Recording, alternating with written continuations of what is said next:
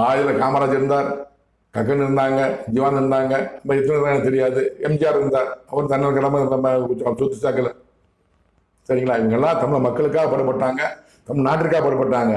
அப்புறம் மற்ற அரசியல்வாதி அனைவருமே தமிழக மக்களுக்காக பாடுபடல, தங்கள் குடும்பத்துக்காகவும் தங்கள் கட்சிக்காகவும் பாடுபடுறாங்க. சொல்றாங்க பத்தி பேசுறாங்க.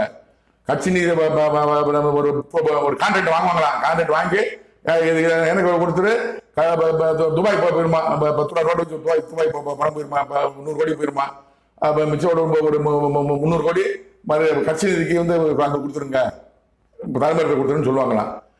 கட்சி நிதி குடும்ப நிதி, கட்சி நிதி கடவுள் சொல்றாரு. தங்கள் குடும்பத்துக்காகவும் கட்சி நலனுக்காக பாடுபடுறாங்க, அக்கறை காட்டுறவாங்க.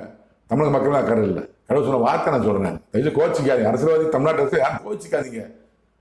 நல்லது செய்ய நினைங்க நீங்க. அதாவது